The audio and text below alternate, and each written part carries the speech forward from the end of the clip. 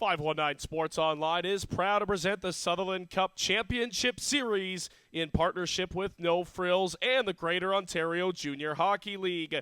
Drop by your local No Frills location for freshness guaranteed and prices that won't be beat.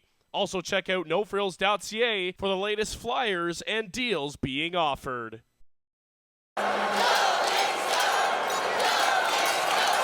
And good afternoon, everybody. Welcome inside a sold-out PRC here in St. Mary's for Game 2 of the Sutherland Cup Finals. Over 1,400 in attendance at the St. Mary's Lincolns look to take a commanding 2-0 series lead in the best-of-7. Listowel looking to bounce back on the road and tie this series at 1 as Cyclones Wyatt Kerr makes his Sutherland Cup debut for the Listowel Cyclones. Face-off is next on 519 Sports. That puck will be picked off by Lee, who will play it off the near boards and down into the Listowel zone. Massive open ice hit, looked out as Montesi was leveled to the ice. Lee, point, that shot. Flex wide, Collins on the near side couldn't get to it. Van Sumeren back around. Lee gets tied up on the far side boards. Back down low, Spagnolo works his way up top, centering pass! Oh! Dixon Grimes got across and got a piece of it. Slung around, Muhlenstein stops up. He'll play it off the far boards. Tate Brenner dumps it in. Coombs wins the battle, up top, Muhlenstein drive, Abbott to save. Rebound, Renault shot, off the post. Barkley. Back for the Lincolns, turned over, here's Uriga's shot, Abbott will steer that aside as well. Another one thrown toward that, deflected up front, loose puck, Uriga scores! And Listowel's on the board first on the road in Game 2, and it's Luke Uriga who's been buzzing everywhere in this first period, and with 37 seconds to go, Listowel takes a 1-0 lead. Good edge work as he plays it back to the point. Loose puck held in. Could be a break from center. In alone. That one off the post. Rebound comes back out front. Grimes doesn't know where it is. Fanning on the shot. Barkley a one-timer. Wanted chance for Prendergast. Could not finish. Spagnolo wanted on that far side boards, but Uriga will come out with it. He's got the lone goal for Listowel. In onside Mason. Uriga fires and scores!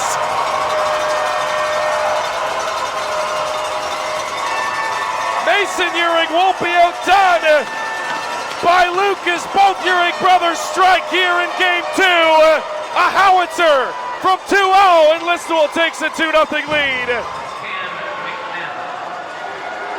Here come the Sykes once again. High slot, a shot! Score! The floodgates have opened in St. Mary's. Jordan Alexander walks in and fires one home, and Listowel has a 3-0 lead. Collins holds it in on the far side, dances around down low, Spagnolo. Spagnolo gets hammered from behind, no call, as Lucas Spagnolo down in a heap of pain for the Lincolns. They let it play on, there was no call, and Lucas Spagnolo now of main concern for the St. Mary's Lincolns. Barkley will start out. Dietz, good job at center as he's got it into the zone. Here's Tanner Dietz working to the outside. In alone, Dietz, shot, Abbott the save. That puck laid loose out front. Lincoln's able to get there first and clear it out of the harm's way. Lincoln's holding in. Here's McQueen Spence to the backhand. Oh, Dixon Grimes. He got a piece of it and kept it out. Off the face-south, Cornfield walks the blue line. Cornfield at the logo, across, Collins a one-timer! And Grimes again comes away with a big save for Listowel. And he keeps it a 3-0 hockey game. He's got to retreat. Turned over, O'Donnell picks it up, cuts out front! That puck, how did it stay out? As that cuts across the goal line. Tied up off the draw, it'll be one back, Lincoln's hold his own. Sigmund chops it down low, centering pass out front, Grimes at the top of his crease. amongst the scrum, has that loose puck. And he'll hang on for a face-off with a minute left in period 2. Hodkinson whips it back. Bogart at the point, a shot. Dribbles to Hodkinson. Trailer. Prendergast in. Blocker save. Grimes.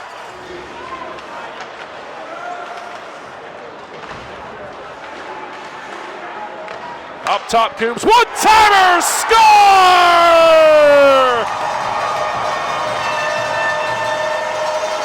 Captain Coombs from the high slot buries it. Cyclones take a 4-0 lead here in period number 3 of game 2.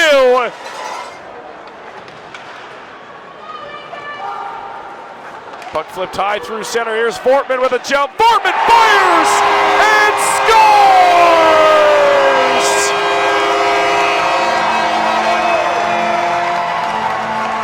St. Mary's is on the board in game 2. Owen Fortman off the rush buries it. And it's a 4-1 hockey game. One more rush on the power play if they hurry. McQueen Spence cut off as he was trying to get to the middle. Bidgood, down low, up top, trailer. Sigmund can't get a shot off. Down is Grimes, and he's got another one for a face-off with 7:40 to go here in the 3rd period. Dixon Grimes, what a bounce-back performance this afternoon in game 2. Face-off, Lincoln's back in their own zone. We're back to even strength. 0 for 4 now on the power play. St. Mary's here this afternoon. Stretch pass in behind the defense, Brenner, but he's offside. And Livermore and Tate Brenner get tied up after the whistle. Here we go down in the Lincoln's corner. As the linesman hopping in. And Tate Brenner turned immediately. Everybody's going to grab a partner down in that corner. Hodkinson's got a piece of Carter Coombs. And the linesman will settle things down here in the 3rd period. Spagnuolo will feed it back to the point. Skating in. Collins, there's a shot off the post. And the Listowel Cyclones storm into St. Mary's on a Sunday afternoon and take game 2. The road team has won the first 2 games of the Sutherland Cup final. Listowel dominating here this afternoon at St. Mary's. They take it final 4-1 over the Lincolns, and even the Sutherland Cup final at 1 apiece. I think that we had to respond. We lost home ice there in that first game and needed to take it back. I think the easiest way to put it is just a good, solid road win. Kept it simple. Did what we had to do. This atmosphere is crazy, and it's hard to take the life out of them. But I thought we played a good game, start to finish. It's always nice to chip in with goals. I honestly forget how the play happened, but rebound in front, and lucky enough to put it in. So that was good to break the ice. That was what the coaches were preaching, right? Just to get on them with a quick first, worry about the first 5 minutes and go from there, kind of. And we stuck to our road game mentality of just keeping things simple for the most part and, chipping away at them shift by shift. And lucky enough, we were able to secure the win. Dick's standing tall like he always does for us. And then lucky enough, we're able to turn it around in the second and kind of get on them quick and get them on their heels. And then I think from there we just kind of, like I said before, stuck to our simple road game of getting pucks in, pucks deep, and trying to keep the puck out of our own end as much as we could. It's been a lot of fun playing with Mace this year. I didn't really know what else to say with that. He's a great line mate to have, great teammate. Obviously, he's a great brother too. So, whenever we can chip in and help the team win, it's nice. Words can't really describe it. With just how the seasons went and how far we've come, obviously playing with Luke the whole year has been something you can only really dream of when you're younger. And I know it was nice enough that we both were able to contribute on the score sheet tonight, but I think night in, night out, whether we're scoring or not, we just look to, help out the team in any way we can. Well, you could see that Listowel came in here with a purpose. They obviously didn't like us coming into their barn on game 1 and establishing a bit of a presence in their rink and stealing that game. So they did come in here with a purpose, and we expected that. I didn't mind our start. I thought we started pretty good. We pressed them in their zone, got some good chances. They turned up the physical play, and that seemed to affect us. Not that we were shy from it, but it really did put us on our heels. And they established a forecheck off that. And, when they got up 1-0, we didn't panic. We didn't feel like we were out of it. But we weren't generating a lot of chances. And then Prendy hit the post, and they went right down and scored off that. And that really was what the momentum shift really at that point. And then they got a couple of goals that, tough ones. And against a team like that basically they're a goal and a half per game against. You're going to have a hard time generating scoring off it, and we just really couldn't crawl back in. And our guys are resilient. Like, I don't expect, this is one game. It's not a one-game series, and it's 1-1. We're going back into their barn. We've got to win in their barn again. Our guys have been resilient all year.